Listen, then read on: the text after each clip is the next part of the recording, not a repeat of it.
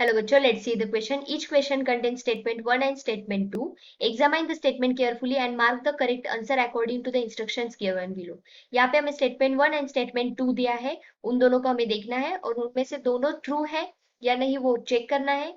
और ये जो सेकंड है, this is statement for this is reason for statement first और नॉट, वो हमें चेक करना है. फर्स्ट क्या है? Lyophilic colloids are called as reversible sol. अब यहाँ पे कोलॉइड्स जो बोले हैं, ये कौन सा दिया है? लायोफिलिक. लायोफिलिक. अब यहाँ पे टू टाइप्स होते हैं, एक होता है lyophilic and second is lyophobic. Second word is lyophobic. अब इन दोनों में डिफरेंस क्या होता है? लायोफिलिक मीन्स क्या? ये सॉल्वेंट लविंग होता है and have great affinity for disperse. और लायोफोबिक में हैव नो एफिनिटी, इनके लिए एफिनिटी ही नहीं होती है. फाइन.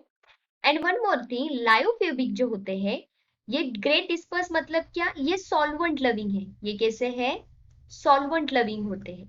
अब सॉल्वेंट लविंग मतलब ऑब्वियसली इसमें वाटर भी आ सकता है, मतलब ये वाटर लविंग भी है, राइट? तो इसके वजह से ये क्या हो जाते हैं? रिवर्सिबल. कौन से? लायोफिलिक. लायोफिलिक. और लायोफोबिक जो होते हैं, lyophobic, they are solvent hating. Solvent hating. Okay.